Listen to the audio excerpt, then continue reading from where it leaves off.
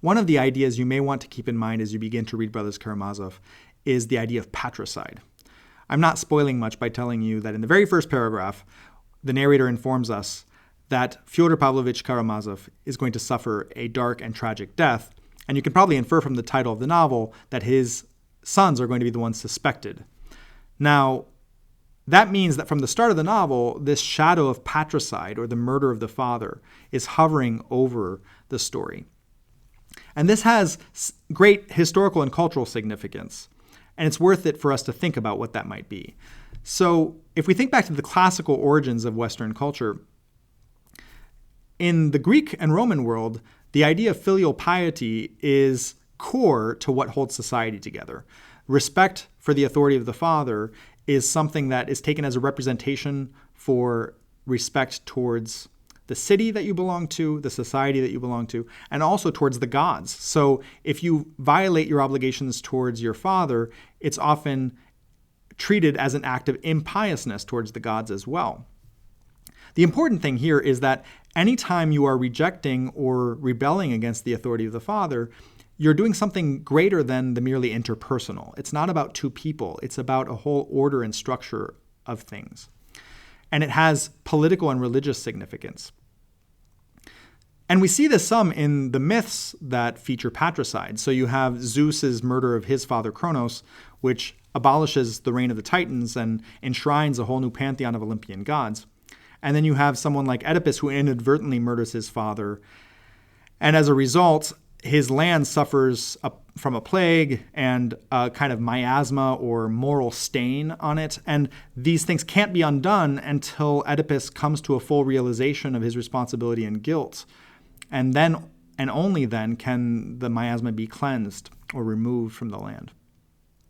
And then you have something like Orestes in the Oresteia, who is torn in two directions because on the one hand, he is obligated to avenge his father's murder, but the murderer of his father is his mother.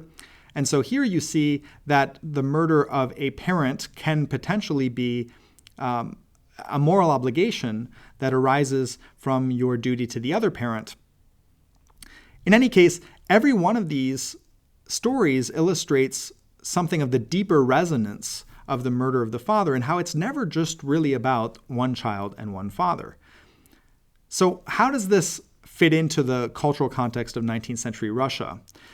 Well, beginning in the 1840s or so, there's a generation in Russia that is very shaped by Romanticism, especially of the German variety, and by democratic liberal ideals coming from Western Europe.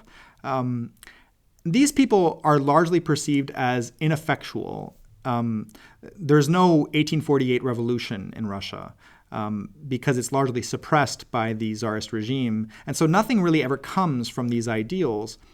And a younger generation emerges beginning in the late 1850s and beginning 1860s that is much more radical in its politics, much more revolutionary in its goals.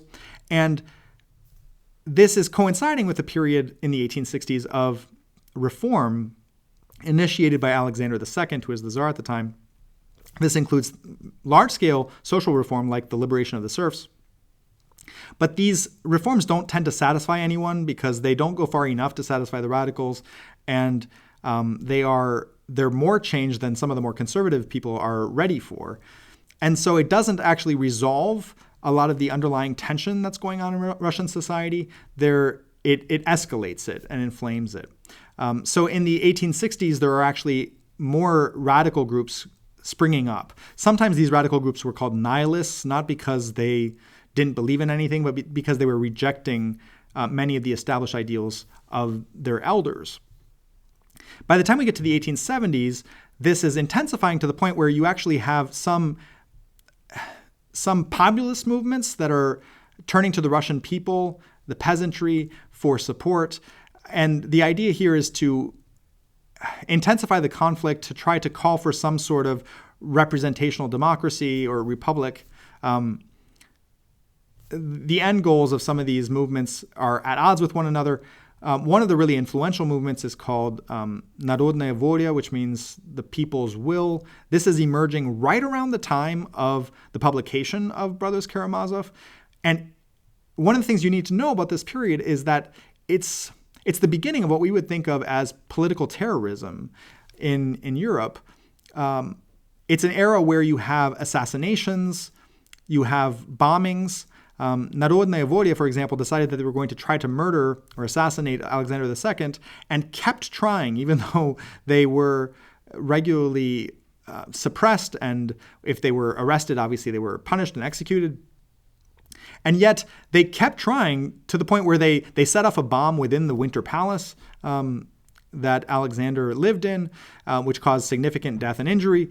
And eventually, although this doesn't happen before the publication of Brothers Karamazov, eventually this leads to the successful assassination of Alexander II.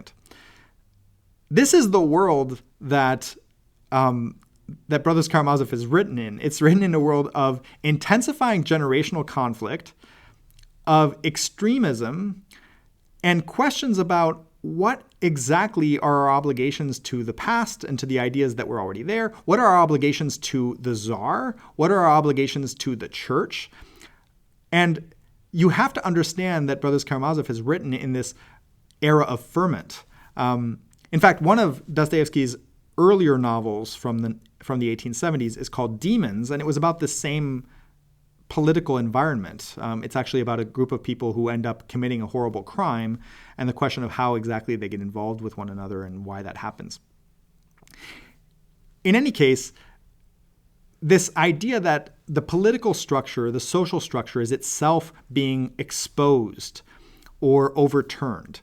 This is what's at the core of the moment of the 1870s. And so you should perceive Brothers Karamazov as engaging with that idea. And that when it's bringing up the specter of patricide, it's really bringing up all of these larger associations.